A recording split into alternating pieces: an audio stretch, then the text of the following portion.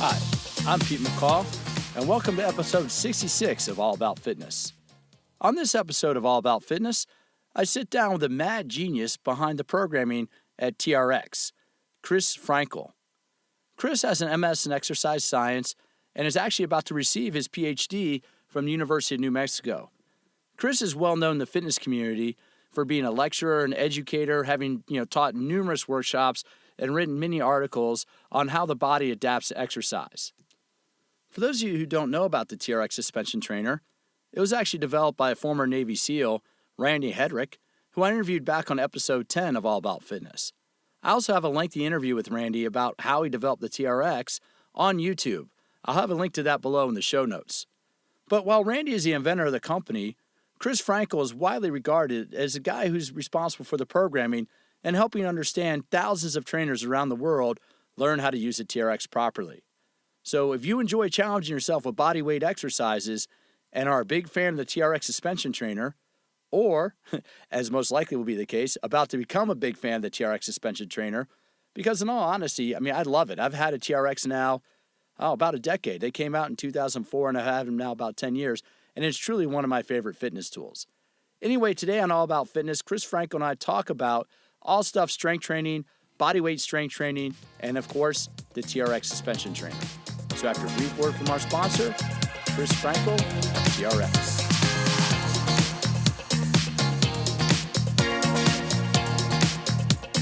Vicor Fitness is the maker of the new TerraCore, which is a step, bench, balance trainer, and multifaceted exercise tool combined into one single platform. Go to vicorefitness.com to see the newest piece of equipment that will be taking the fitness industry by storm in 2017. Use the code AAF to save 20% on purchasing a TerraCore of your own. TerraCore by Vicor Fitness. Vicor Fitness. Better results from better products.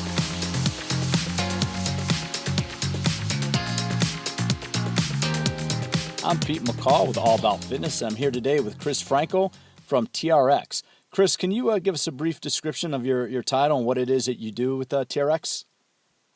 Hey, Pete. Yeah, sure. Happy to. I've been with TRX pushing 10 years now. My title is Head of Human Performance, which is kind of a catch-all role. A lot of us here play multiple positions, but I'm involved with research development for product as well as content and education. I work with our education team to develop the curriculum, train up our instructors around the country, quality control around the education products we put out. And then I get to travel around quite a bit and do both TRX-specific training and general training with a lot of the military, pro sports, college sports, and general fitness. So it's a kind of a unique position in the industry that I've been lucky enough to fall into, and now it keeps me on my toes. Well, and I know for people listening, Chris Frankel is an educator who's become synonymous with the TRX brand. Because we were just talking before we started recording, you used to be an instructor at University of New Mexico, correct? Yeah, I have. I think I'm pushing the longest tenure of trying to finish a PhD at University of New Mexico. It's pushing 20 years now, but it looks like I'll actually get done early next year. But yeah, I did my master's work there with Dr. Len Kravitz, Dr. Vivian Haywood, Dr. Rob Robergs, and a few other folks over there. And I was instructor of record there for a while, so I've got to wear a few different hats in my life. I started my first coaching job in 1979. Then I was a teacher at some level. I did elementary school, middle school, high school, community college, four-year college, graduate school instructors until I took the job with TRX about 10 years ago. Well, how did you learn about TRX? How did it come across your radar? Because the company's only been around not quite, I think, coming up on 15 years, correct?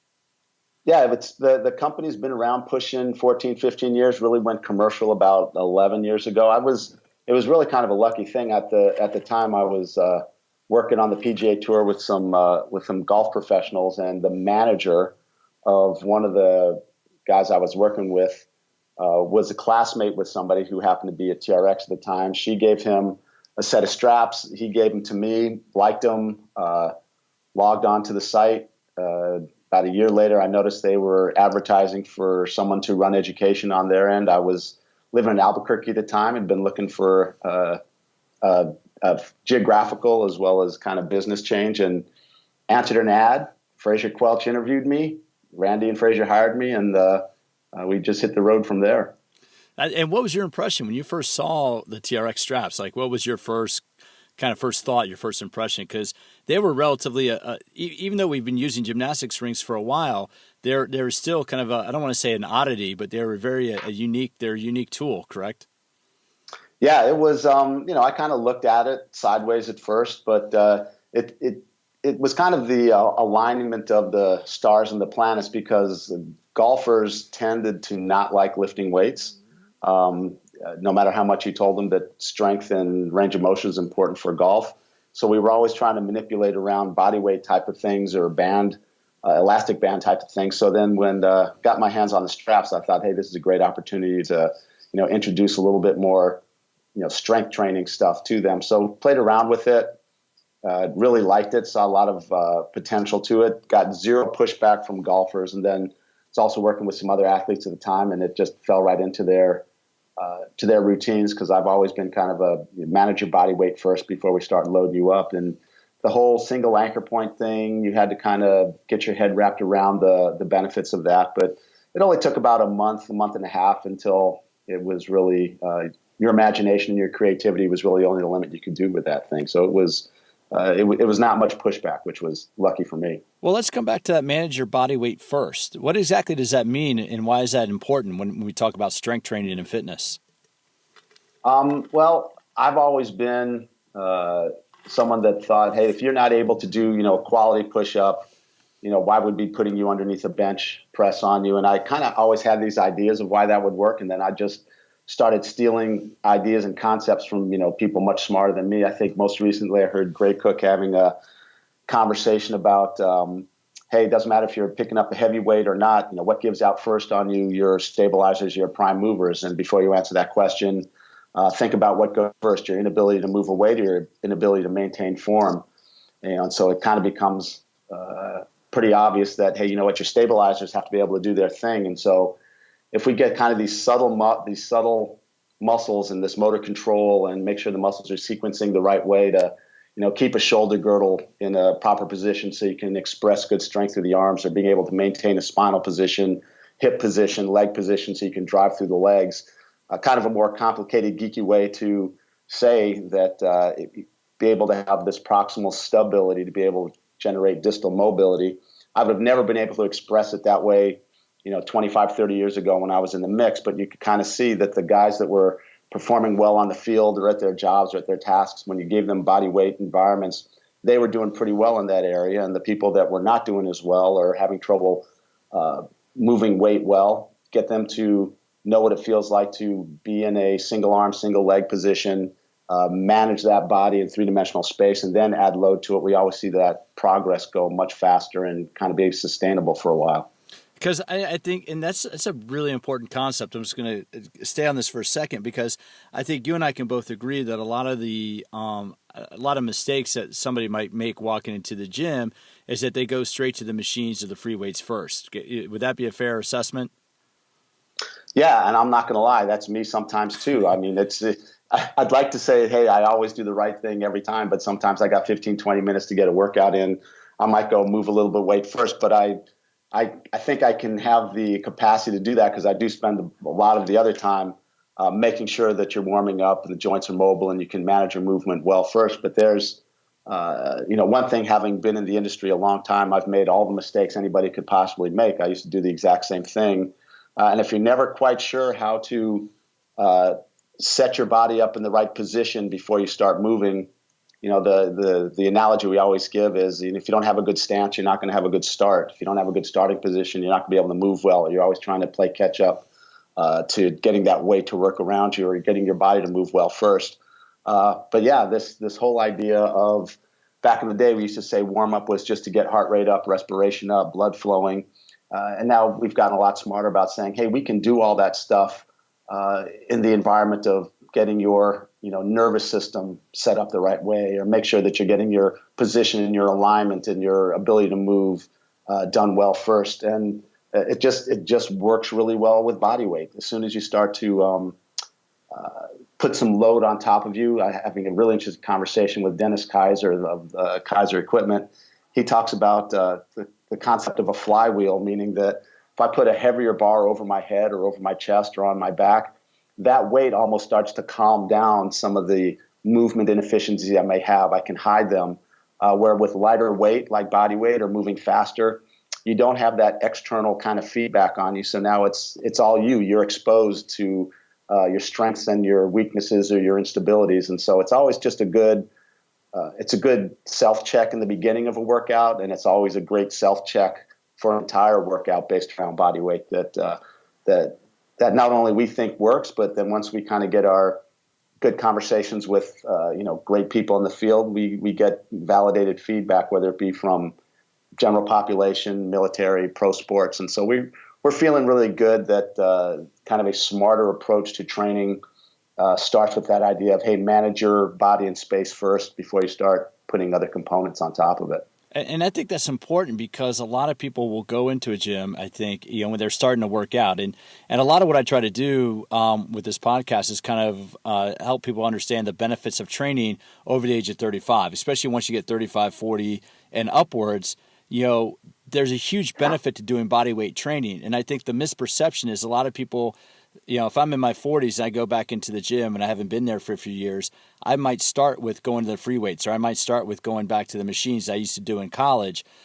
And my perception might be that body weight training, that's just relatively easy. But how can body weight training help me if I'm kickstarting a program, if I haven't been training for a while? That's a great question. And,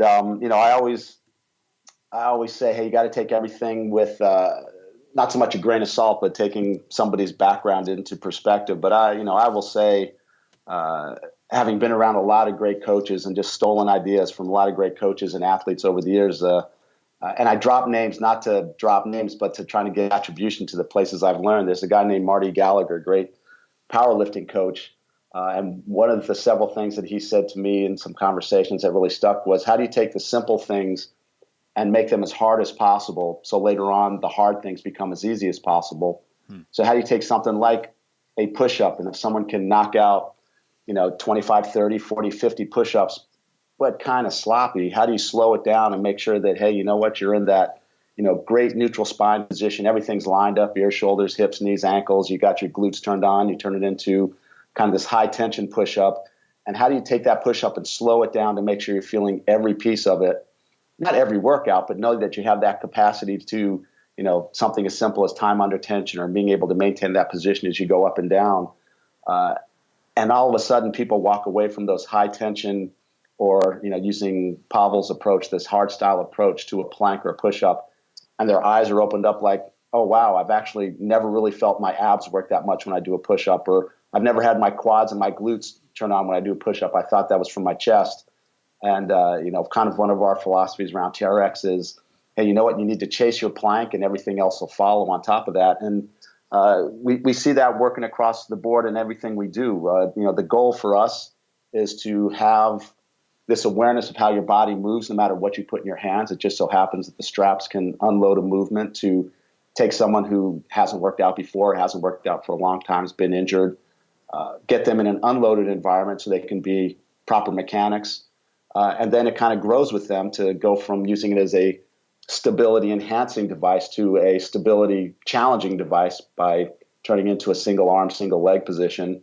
And all of a sudden you feel really competent moving your body. And some people just love sticking with the body weight stuff. And some people like to add it in as part of their warm up or part of their cool down. There is a station in there, from a strictly business perspective. Hey, you know what? If you got our straps in 5% of your workout, or 80% of your workout, that's a win for us. But from more of a educational and concept perspective, if you can manage your body weight, loaded, unloaded, with the straps, with other pieces of equipment, we think then we're feeding into, a better development of the end user as a regular fitness person. And, the other side of our business is a lot of education around the professional users. So we're trying to kind of continue to ride the train that I think Gray and Lee at FMS have done a great job around quality of movement, as well as a lot of other coaches have done. But we start with a movement first approach, and we feel the straps is a great environment to do that. And then Some people love staying there, and then some people kind of use the straps as an on-ramp to doing other things as well. Cool. Just one more quick technical question, and then I want to talk to you a little bit about programming for the consumer. You referenced a couple of times muscle tension and specifically time under tension. What is, because you and I both know that the body weight training, I can keep my muscle under tension. What's a good way to describe, like how would you describe muscle tension or the benefit of developing muscle tension in terms of developing strength? I mean, how does tension play a role in strength development, and how does that tie into body weight training?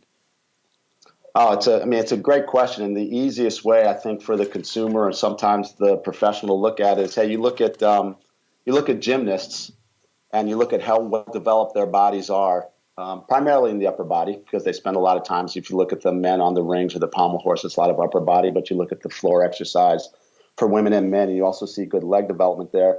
The whole idea of being able to develop tension in a muscle or contraction in the muscle is kind of this cascade of things that happen from the brain, the spinal cord, all the way down to the muscle and the biochemistry that happens in there. But if you take something as simple as being at the top of a push-up or staying in a plank, or sometimes even just hanging from a bar if you can't do a pull-up yet, just getting in there to hang and have those muscles turn on. Strength is going to be this neurological component of your brain telling these muscles to contract and stay contracted, and then at the muscle level, what's going on metabolically and structurally, all these things are happening. But this whole idea of time under tension, how long can I keep my muscles working, laid across, what exercises am I picking, how am I sequencing those exercises, those work to rest ratio things, is all about just teaching the body to behave in a different way, move well, while being very active in those positions. And I'm trying not to get too geeky because I know this is a consumer-facing version of it, yeah. But it really is kind of mind and muscle type of approach. But if you're like any 14-year-old boy that's ever stood in front of the mirror and flexed your muscles, that's tension on the muscle. Then if I pick up a weight, that continues to be tension on the muscle. And then from a programming sense, it's just how do we start to design a workout where you have different levels of tension being held for different amount of times and different work to rest ratios in there. In this day and age, we spend so much time behind a driving wheel, a steering wheel, or your computer or your phone. We forgot what it's like to do actual hard work. I remember growing up digging ditches and tearing down. I had to spend a lot less time with time under tension in the gym because I was picking up heavy stuff and putting it down all the time. But unfortunately, our lifestyles have taken us away from there. So we kind of got to put some of that back in the mix as well. Yeah, I think the best shape I was in, Chris, was summers during college when I bar backed at a big bar, and our beer cooler was maybe about 200, 300 meters. It was an outside bar, and so the beer cooler was a couple hundred meters away from where the bar was. And on a Thursday, Friday, Saturday night, I was humping 2 or 3 cases of beer up and down. That's literally all I did for 10 hours at a time was just carrying cases, wheeling kegs around, and because you're moving the entire time, you're keeping the muscles working. See, dude, you were ahead of your time. You were doing heavy carries back then. You were doing strongman stuff, dude. It's just we just packaged it up and made it a little bit different. It used to be a time when people didn't need to do as much of that stuff in the gym because they were doing it every day. But yeah, that's funny. That's what we call farm boy strength. You know what? They're used to picking up hay bales and doing that kind of thing. You go to a good Division I college and you get some big kids in there that have never touched a weight, but they've lived a strong lifestyle. And there's a reason why Nebraska always has, the Midwestern states, Nebraska, Oklahoma, Texas, the states with all the farm boys. Those guys, they have strong football teams for a reason. Now, exactly. I want to, because when I first picked up my first set of TRX was in 2007, and that's when I was doing the gift program with Frazier. That's how I got to know Frazier, was studying with Gary with him. And to me, they kind of made sense right away, and they've been for 10 years. Well, 10 years now. The TRX has been a huge component of my personal fitness program. And I'll go through certain body weight, kind of body weight phases where I'll do body weight only training just to kind of offload from the other strength training. But I'm somebody that works in fitness, so I kind of have an idea of what to do with any piece of fitness equipment. How does somebody who's interested in it, maybe they've seen the TRX at the gym, maybe they've seen it because one of the things you notice, like when I watch, I think on Hard Knocks, you always see a pair of TRX straps in the background in the weight room of an NFL team. But if somebody's listening to this and going, hey, man, I've seen those, I don't know what to do with them. How do you guys, coach up? How do you guys get to the average consumer? So if they invest in a pair of TRX straps for home use, A, can they easily be used at home? And B, once they get home, how do you teach people how to use them safely? Great question. When we first introduced them into the market, I would say for the first year and a half, any place I would go that had a pair of straps hanging, they were doing two things from them. They were doing low rows and they were doing chest presses. And then you'd go in and you'd show them like 50 other exercises, and I'd go back 3 months later and they'd be doing low rows and they'd be doing chest presses. So, some of it is relatively intuitive.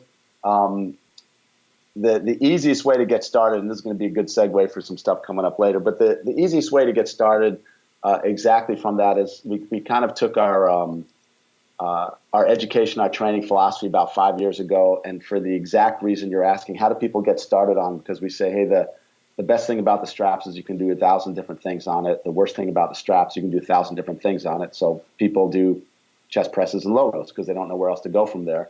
So we just, took the concept, and we were definitely not the first ones to do it. We took this concept of foundational movements. How do we just take, we started off with 7. We've expanded out a little bit, but we take this concept of a plank, a push, a pull, a rotation, a hinge, a squat, and a lunge. And we say, hey, if we can just come up with 2 or 3 moves that kind of fills in each one of those, that's going to give people a great place to go. And as people getting started, we actually like to program them or introduce them to the straps in that order, because this whole idea of a plank, of making sure that you're in a good posture, whether you're doing a plank on the ground, not on the strap, so you have your hands in the straps, so you have your feet in the straps, get this idea of ears, shoulders, hips, knees, ankles, and being able to maintain that spine in 3-dimensional space. And all of a sudden, that's an eye-opener for a lot of people of like, oh, me being able to hold that high-tension plank starts to wake me up a little bit. Now that you got that good plank, let's turn that into a push-up or a chest press. But don't think of it as a chest press. Think of it as a plank that you're moving up and down. And so now we've taken this concept of push and just add a little bit more tension in on the push. And then that seems to be a relatively common movement that people are used to. So, okay, now we're going to take that same concept and go to a row.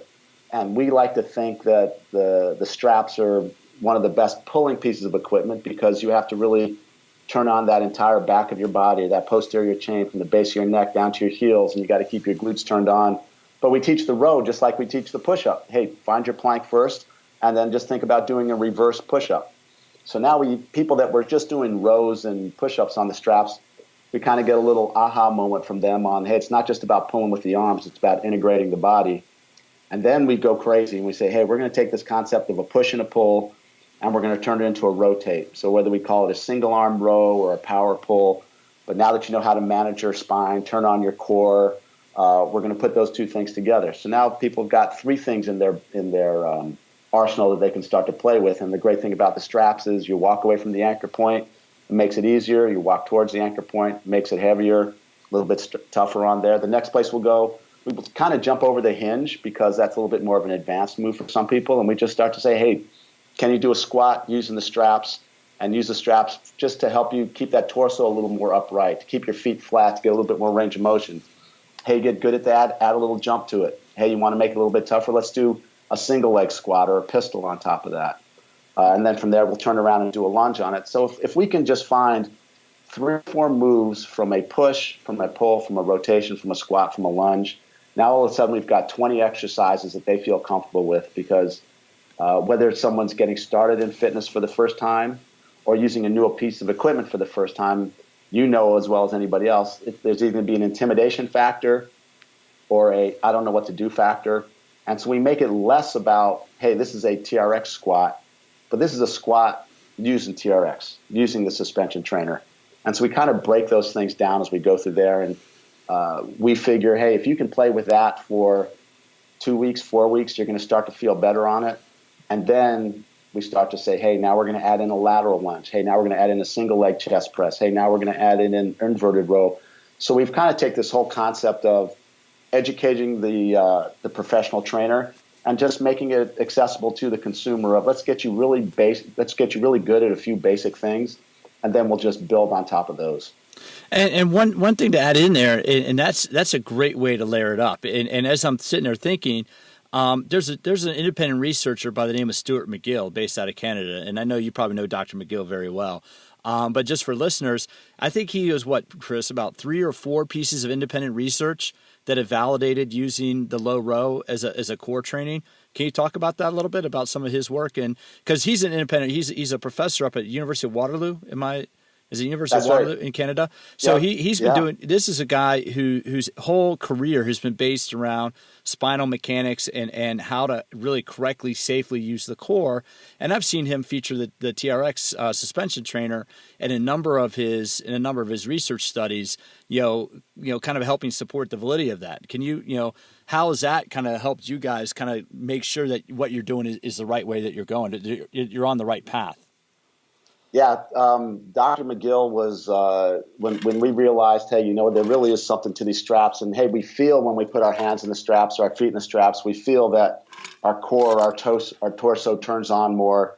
And I'd never met him, but I'd been familiar with Dr. McGill's work, for a long time, and I went up and introduced myself to him, and after a little while, he was interested, and we got him to do a great set of research studies for us. Or with us, and basically, he's that third-party person. I went up to University of Waterloo, spent a couple of days just kind of showing what we thought was interesting on there, and then walked away because the whole idea was for this to be as independent a study as we could. And basically, like you said, he is the spine guy. He's the Michael Jordan of spines, as I like to say. And he's got great books out for clinicians, for professionals, and he also has a book out called The Back Mechanic, which is for the consumer as well. But basically, what his research, which involved EMG, which involved force place, which involved motion capture, which involved their algorithm on what's happening at the different joints in terms of compression and shear. We were happily not surprised, but we were happy to find out that what we thought was happening actually was happening. You put your hands in the straps, core turns on automatically without having to cue anybody on that. Put your feet in there, the same thing happens.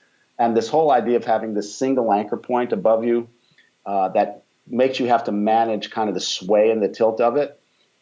We call it instability training, but it's different from instability training on an unstable surface, because when you're on an unstable surface, your prime movers or your big muscles have to turn into stabilizers so you don't fall over. And so we kind of use the analogy of now all of a sudden you're trying to drive with your foot on the gas and the brakes at the same time. But having that instability from the top down and you're still on something firm on the ground, your brakes are now just becoming to stabilize you, and your prime movers, you can hit the gas on it. So we like to say it's the great mix of instability to get that core to turn on, but enough stability to drive some force through there. And he did a study on the push. He did a study on the pull. And, what he ended up with a study that was published in NSCA Journal, I want to say it was 2012.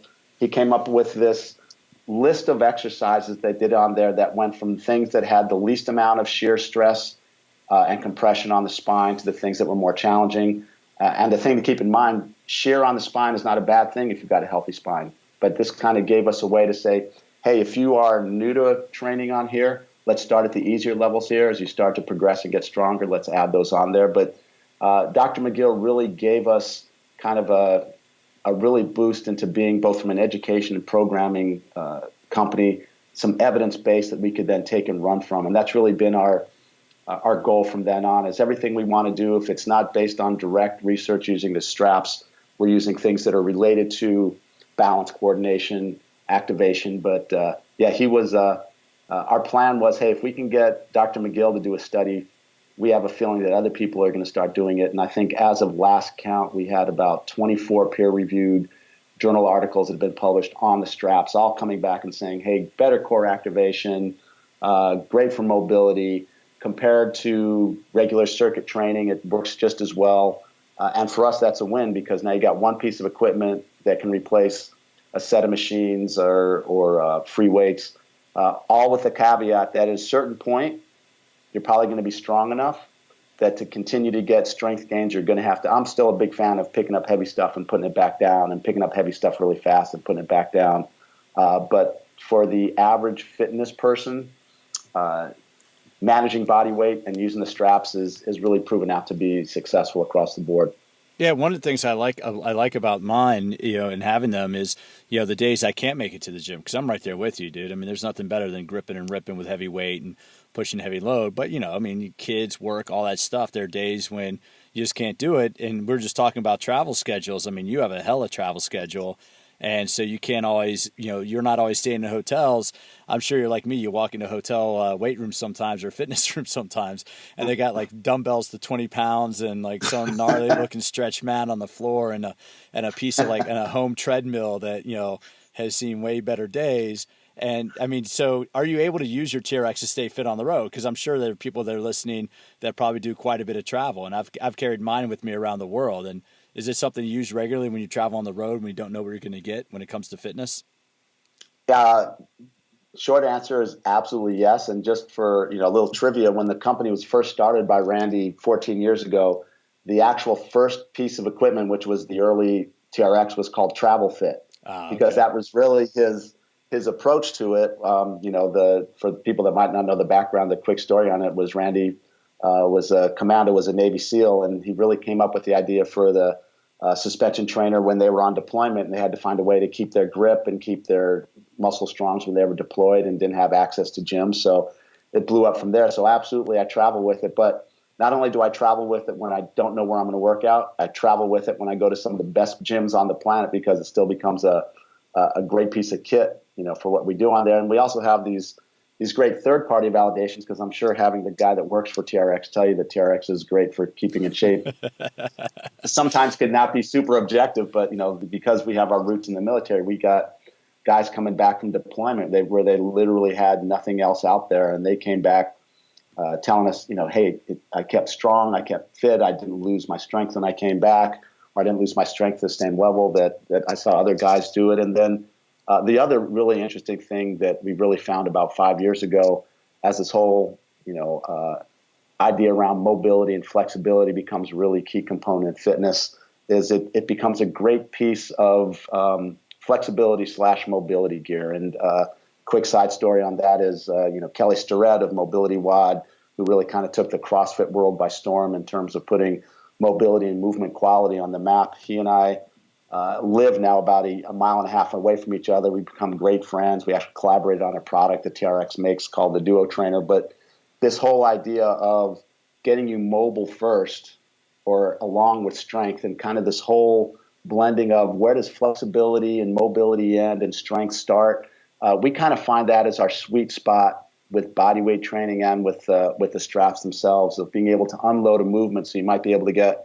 a shoulder or a hip into a range of motion you might not be able to normally get there, sit in that position and breathe for a while, let those biomechanics, let that motor control take place, and then come out of it. And what we get both from these super fit guys who never really spend time stretching, we get them into those positions, and we take them through about a 5 or 6 minute, hey, we're just going to do a couple of stretches here. They stand up, they're breathing, they're sweating, and I look at them and go, so that's not really your Jane Fonda stretching routine anymore, is it? And they're like, yeah, you're right. And we begrudgingly get, meatheads to go, all right, I'm gonna add a little bit of this to the mix as well. So when you say taking something on the road, yeah, we can keep our strength up, keep our range of motion up. You sit on a plane like I'm getting ready to do tomorrow for 5 or 6 hours. Those hips and that back is just a mess. So I have my little routine. As soon as I hit the hotel room, I throw a little door anchor over the top, and I just spend 5 or 6 minutes, less for a workout and just to make sure my body gets back into that position it needs to be. Yeah, just decompress the spine. I mean, because when you're sitting there and you're in a tin can at 30,000 feet, hurtling 500 miles an hour, dude. It's all these forces. But people don't realize. I mean, there's impact forces going through your body. I mean, and it does affect the tissues of the body. Now, to wrap it up here, one of the things that I like about what you're talking about, and one of the themes I keep coming back to with various guests, is that exercise does not need to be complicated to be effective. We don't need to really make it. We don't need to turn into a gym fail video in order to get a great workout. That's one of the cool things that I like about about your product and your mindset. So in your mind, like what if you're looking at like just a good strength routine, where you're using the TRX as just a body weight strength, what are the components of a good strength routine? I mean, you've kind of talked about the movements, but what do you view as like good components, whether it's a TRX or whether it's just a barbell? What are the good components of a strength routine, and does it really need to be that complicated? Yeah, brilliant question. And I've gone through all the iterations that you do as kind of a gym rat to a trainer to a coach to someone in the fitness industry. And I'll tell you here's what I personally do, and then here's what I kind of see the industry going, and whether you're an experienced gym goer just getting started. These days, my workouts, I'm that older guy. I'm a little bit closer to 60 than I am to 50 at this point, but oh, geez, I still have two teenage daughters, so I still got to be able to intimidate and try and scare some boys as they come over. So that's my motivation. 45 minutes, an hour. Then I do, kind of my endurance work on the other days, but it's rare now that I'll do more than 5 exercises in a workout. And the idea is I want to become brutally good at a few key movements. And for me, it's, the hinge, whether that turns into a deadlift or a kettlebell swing. It's an overhead press, it's an overhead pull, and it's a lot of rowing. I've always been a big fan of for whatever pushing exercise you do, you're going to do at least twice as many pulling exercises. Keeping that back strong to help with posture and is really important. The squats, the knees are getting a little bit tough now, so I kind of keep them limited. But the deadlift gets that posterior chain down there. But 5 exercises repeated. So I kind of go up in weight. I have a heavy day. I have a light day as I go throughout there. And then you look at the meteoric rise of high intensity training over the last 10 years. There's a lot of benefits for hitting those high intensity workouts. I think people are overdoing it for the most part. This whole idea of some great research from the 50s and 60s. A lot of it came out of the old Soviet Union, where fatigue is not your friend. Fatigue is something that should be visited on once in a while. But if we're in this for playing the long game of being good today, tomorrow, 5 years from now, 10 years from now, it really is keeping it simple. So the components of what a pretty solid workout is, some type of, for lack of a better term, tissue prep, whether it's kind of foam rolling or rotating on a medicine ball, or just kind of feel where your knots are in your muscles, try to get those to release a little bit, helps with a little bit of blood flow down there. There's a lot of different ideas on what's going on with the nervous system, regardless of the mechanics, something to kind of do a little tissue prep, done a little movement prep, get the joints mobilized, do a little bit of stretching in there. By the time you do 5 or 6 minutes of that, your heart rate's up a little bit, blood flow's going a little bit. And then if it's a weight day, you start with light weights, starting to move them around a little bit. If it's and this is for the average person. Well, it's always good to have a focus, whether it's on a couple of different exercises or a couple of different loads. 4 or 5 top sets of speed and explosiveness, and/or 4 or 5 top sets of strength work.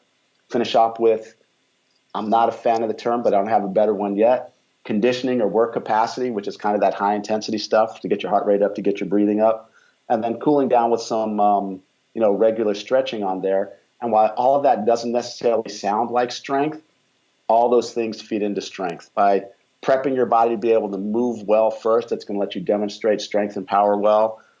Getting that work capacity at the end is going to help you better, both with being able to do more volume as you get stronger and also recover from it better.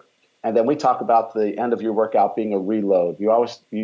People skip over that stretching or that recovery at the end, but we talk about that really kind of planting the seed for the next workout as you go across. But depending on where you are, hey, when I was 18 to 25, if I wasn't in the gym or working out at least 3 hours a day, I felt like a slug.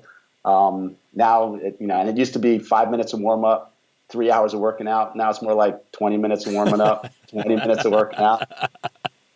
Yeah. But you're right. It's it can be as simple as you want it to be. Pick 3 exercises, get after them. It can be as complicated as you want to make it. But it really, I was having a great conversation with a good buddy of mine, a guy named Jeff Dillman, who's down at University of South Carolina, and we were having the conversation. There's a bunch of ways to get fit.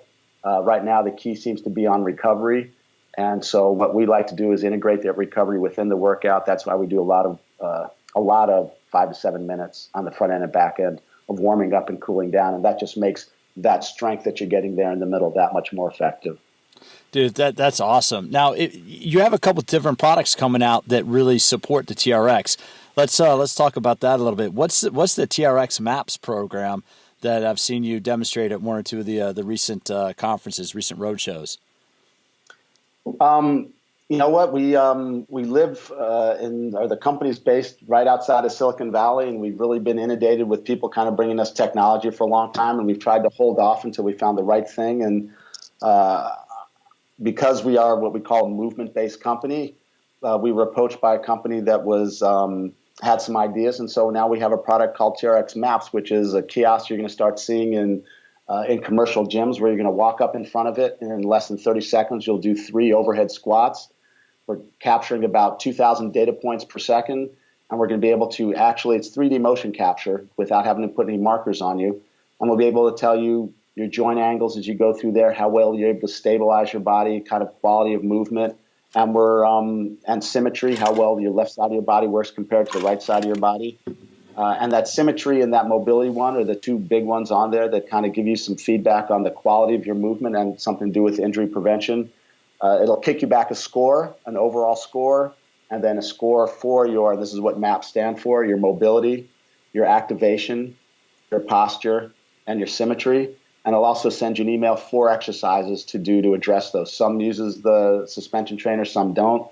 But it does 2 things. One, it lets us put our money where our mouth is and say, hey, we believe the stuff we do on the straps or off the straps, kind of with our philosophy, gets you to move better. So now we've got an objective, quantifiable way to measure it. And it also just starts to have the invitation to have people look at movement as a really forgotten component of fitness. Everybody's worried about what's my body composition, how strong am I, what's my endurance, how much can I lift?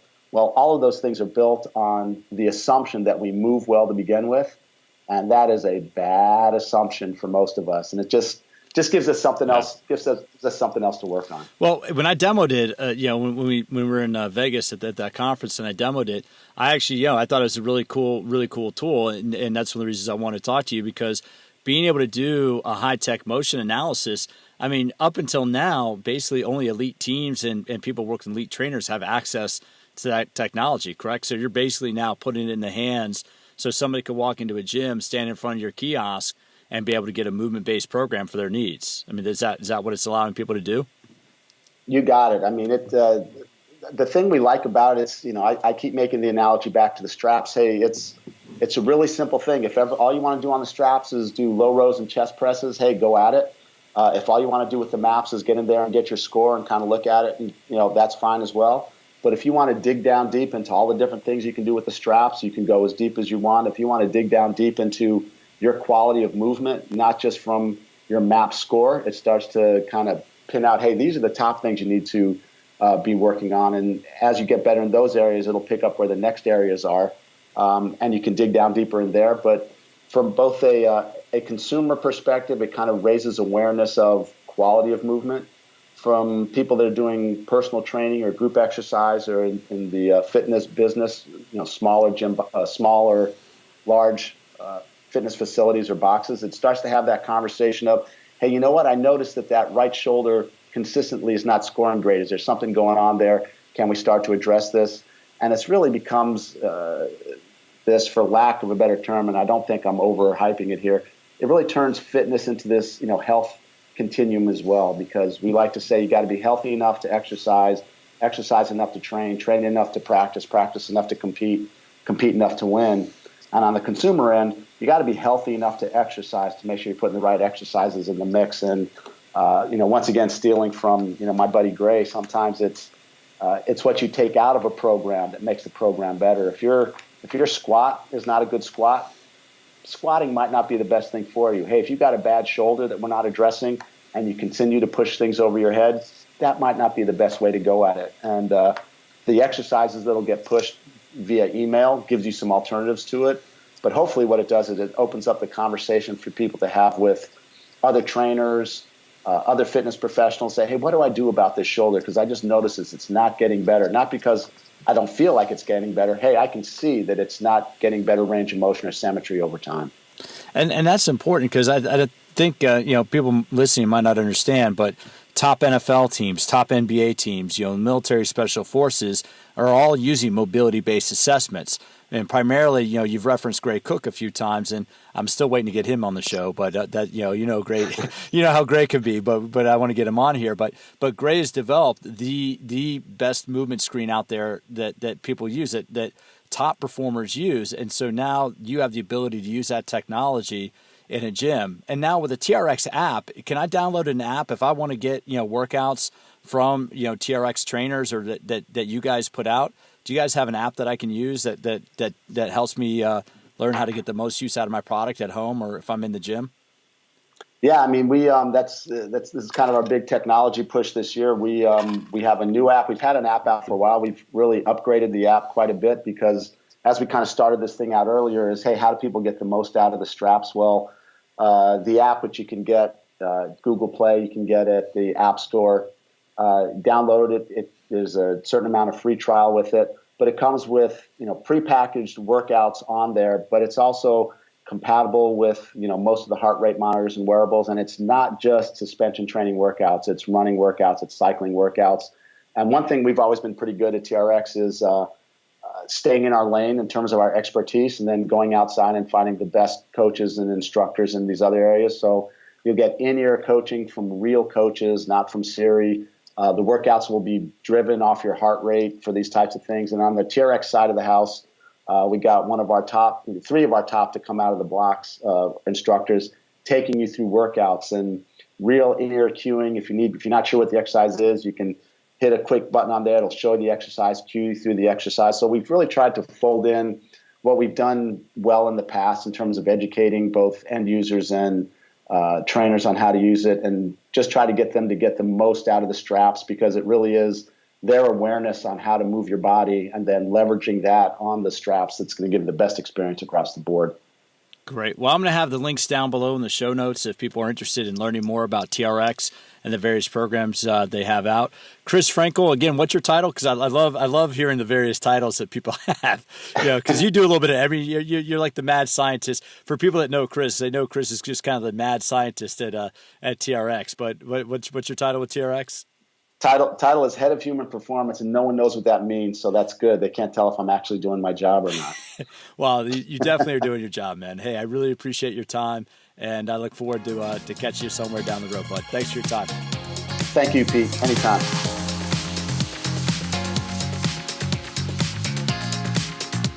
As you can tell, Chris is a great guy, very knowledgeable and easy to get along with. And as I mentioned, it really was kind of funny. I was going back through some old articles I had and realized he had co-written an article or two with Dr. Len Kravitz. Len is a researcher out of the University of New Mexico. Obviously, Chris studied under him. And Len is well known as being one of the top minds in the fitness industry today. He's actually a guest on an upcoming episode of All About Fitness. But anyway, as you can tell with Chris has a lot of knowledge, and he's applied that to how we use the TRX and use it creatively. Now, to be fair, Chris is only one of the members of the team. There's another gentleman by the name of Fraser Quelch, and I've known Fraser a number of years. Fraser's been very involved in the programming. And to be honest, TRX, I don't know why I keep saying to be honest, I'm not gonna lie to you, but TRX has one of the best master training teams in the industry. They have a tremendous amount of educators who are really skilled at helping people learn how to use the TRX. So actually, it's not a bad idea.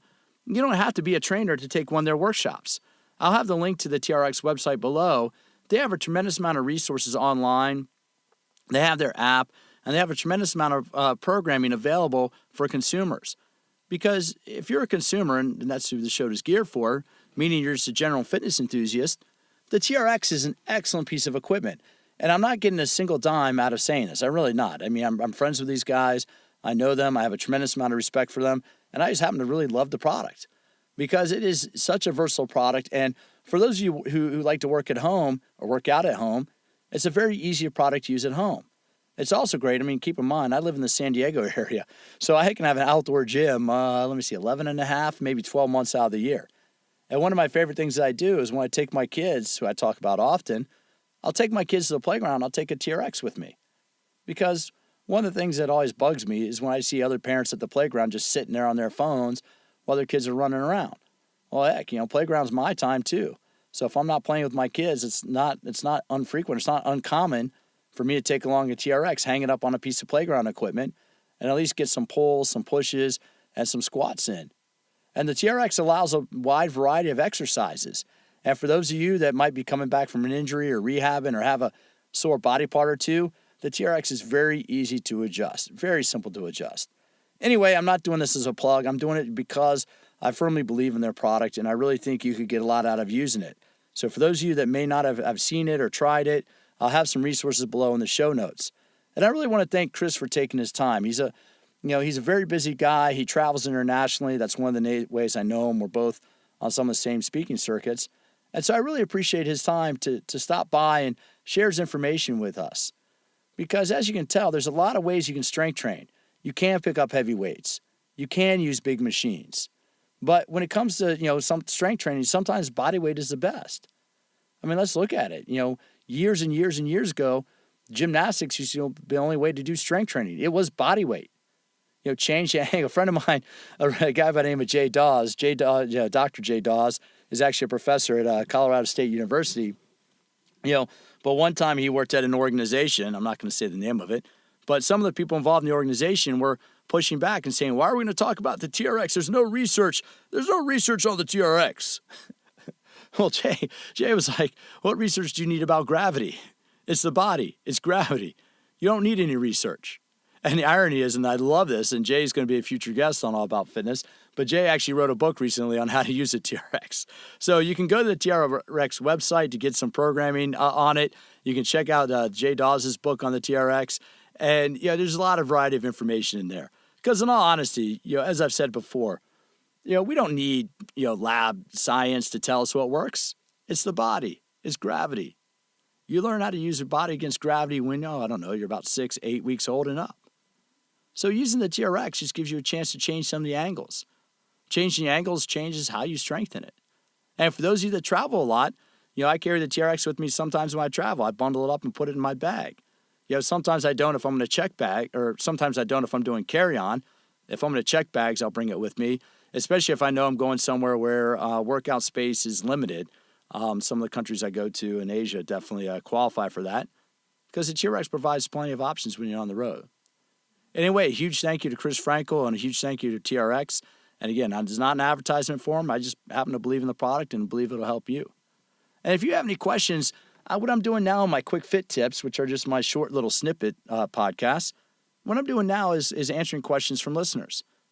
So if you have any questions on a product, a training methodology, or maybe one of these Instagram celebrity trainers, and you want to know whether or not they're legit or you want some feedback on that, please send me an email, pete@PeteMcCallFitness.com. And I'll be more than happy to answer your question. Every quick fit now, I'm going to start answering one question from a listener. I'll be more than happy to answer your question on a future podcast. So if you also can reach me on Twitter, Twitter is @PeteMC_fitness. Instagram is PeteMcCall_fitness. And for those of you listening, if you appreciate All About Fitness and appreciate the information you're getting, all I ask is, I'm not charging you for this and I don't plan on it. All I ask is that you give me a review. Just stop by on iTunes or stop by on Stitcher or iHeartRadio, however you're consuming this, and just give us a little review and let us know how we're doing. So thanks for stopping by. Have a healthy and happy day.